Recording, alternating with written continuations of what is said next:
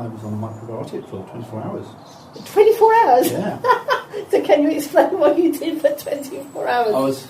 Well, the thing about macrobiotic, because I was into shiatsu back in the 80s, sort of like, and that seemed, the school of shiatsu that I was part of was, you've got to be macrobiotic, and it was very much a case of, you weren't allowed to eat food that was grown more than 100 miles away. Now, looking back at it now, I'm thinking, oh, wait a minute, why are we eating all this Japanese seaweed? Because, that's imported. But the idea was the food that is grown within a certain radius is in harmony with where your body is at that particular moment in time. Well, that actually makes sense, doesn't it? Yeah. Yeah, that there was a load of other things as well, but it's like, this is a classic one where I liked the idea of it, I decided to go on the diet, and I had to take somebody to hospital the day I started the diet. And they were in accident emergency, and I was there for them, and it was like hour 3. I hadn't had anything to eat. There was a big vending machine, and there was a Texan bar, and I was starving. And I realised I did not survive because I was put in a situation where I was starving. Yeah, and where you couldn't actually maintain it. Yeah, and because it was macrobiotic, it's like certain foods you're meant to eat, and the way you prepare them as well. Yeah. It's very ritualistic, isn't it, in the way that it's done. It's all to do with balancing. Yeah. I think it's cold and wet and dry. I think it's one of those that you need a chef to do it for you. Like all the famous people do. So you don't have to worry, just say to your chef, right, I'm going on to this diet. Yeah. And the chef prepares it all, puts it in front of you, and you eat it, But that's why it just got to the point where I was looking at the Texan bar, I ate it, and thought, it's just not practical for where I am in my life at this moment. And I ditched it. I did 24 hours. Yeah. But they were very into brown rice, I remember that. But I think that's the thing is when you're talking to people about what they're proposing or the changes that you're both discussing, because please don't be dictatorial about it, because you won't get anywhere, because they'll just think it has to be up yours basically. So this is something to bear that in mind. What I've had is that classic thing is that with diets, if you're put in a situation where your body is hungry, base chakra, survival mode, blows everything out the water. Yeah, and the trouble is, if you don't eat when you're in that state, then you do become ungrounded, you become insecure, more likely to become ratty, over a certain, or you start, you start getting headaches, or I find I start to spin out, the head goes, because it's like you're losing your red connection, you're losing your root chakra connection, and the body hasn't got enough fuel to maintain it. The macrobiotic diet is, it's quite complex. I've got a friend who's very complex. Macrobiotic for a long time, and some of the things that she's, it's very involved. Yes. You have to be very involved in what you're doing, and if you do it half-heartedly, you're not going to get the right nutrition out. No, because I think of the people I know that are macrobiotic, and most of them are borderline underweight. Yeah, you know what I mean? Intense. Yeah, there's an intenseness. Yes, because of the focus, because the eating has to be so big. Yeah. But what I found with macrobiotic is, like I said, it's shiatsu, there's a bit of zen thrown in as well. It's like it was part of a religious... That's how my friend was into it. She's shiatsu practitioner. So it's the diet part of a complete lifestyle package. Yes, Now, things like the cabbage diet, grapefruit diet, what else was there in? Pineapple diet. That maple syrup in water with cayenne pepper and lemon juice. Yeah, all that sort of diet. Yeah. That's and it's same as to some extent is when you're having 5-day detox diets or something like that. It's like those sort of things are probably okay for a couple of days. But they're not going to sustain you nutritionally. No. But on the other hand, a lot of people find that they feel better. So here you are, it's like... Probably because they're just giving their whole digestive system a rest, and they feel better. So in other words, the feel-good factor is going to come into things like this because it's actually giving the body a bit of a rest. Some people like being ungrounded too, don't they? They do, yes. Some people like being out of their body. I wonder whether that comes into it, because if you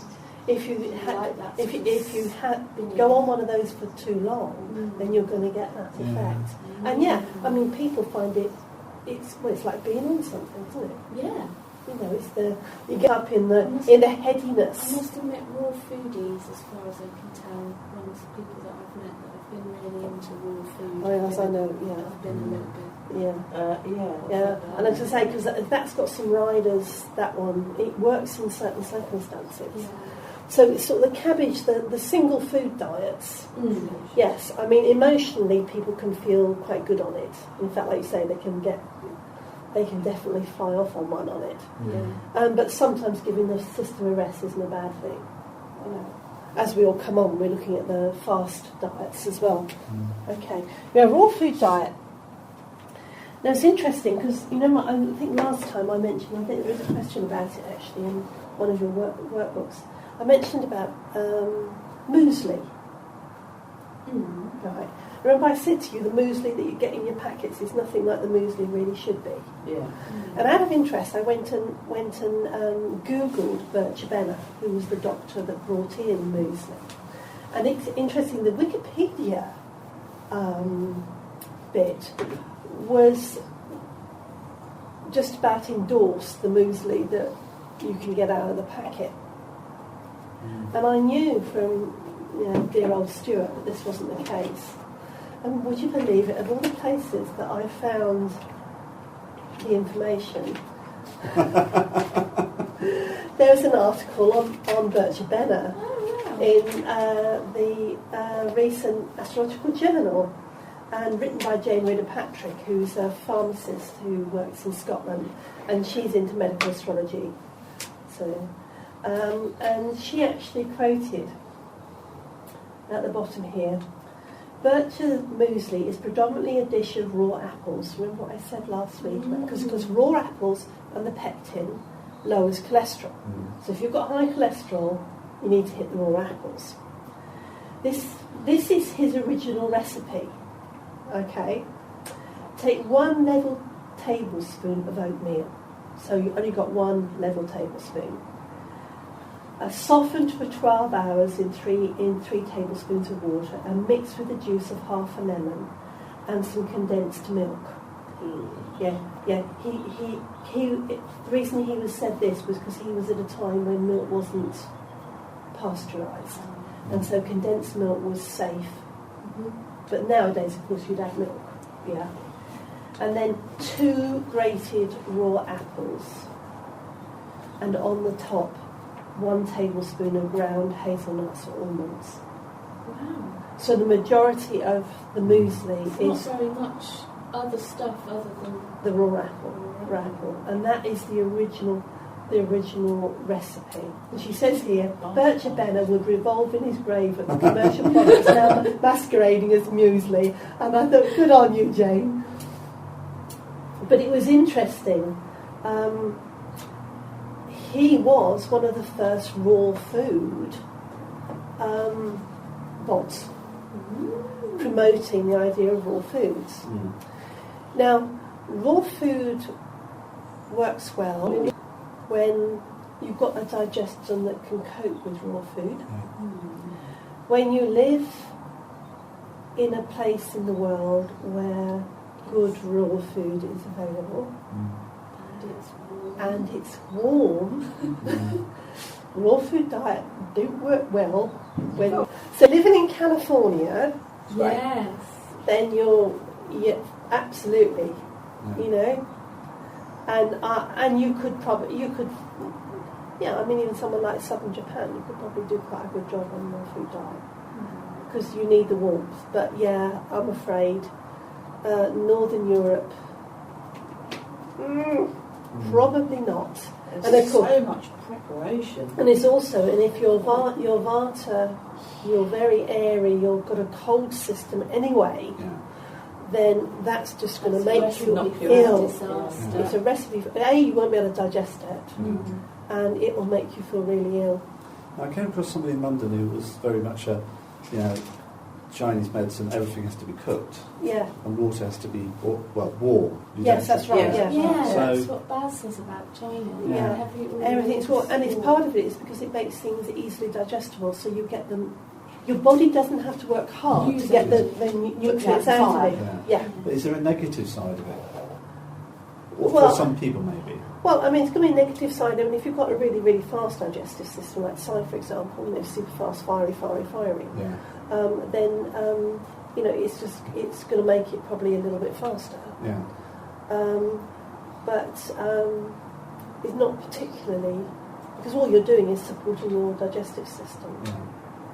But I mean, if you were really, really, really sort of pitta, sort of pitta as in Vata Pitta Kapha, if you're very, very pitta, you wouldn't need it. But he was very much even on a hot day. Yes. You wouldn't have cold water. You would have warm that's water. right. That's exactly. And it's interesting. Stuart Mitchell used to say exactly the same thing, and he was trained by a naturopath in Edinburgh. He said exactly the same thing: is you don't have cold anything. Room temperature. My teachers in India No, room. Anything out of the fridge. Yeah, it's like room temperature or just above room temperature. Yeah. I mean, Stuart used to suggest grilling your salads. Popping them under the grill. I thought, no, I don't think I'll go that far. But certainly at room temperature. Yeah, because it means that the body has got uses up less prana to start the and also to start the digestive process, because it means then the food that's going in your mouth is already warm, which means your body hasn't got to warm it up as it chews it to move it going. So it actually helps the whole system. So does that mean ice cream is evil? If you had a lot, yes, probably. I mean, it's a bit up there. On the other hand, ice cream. Unless you're a pitta person and it's the height of summer. Yes, and even for somebody who's very vata, if it's very hot, a small amount's probably okay. Right. But yes, it's like it's one of the things. It's a treat.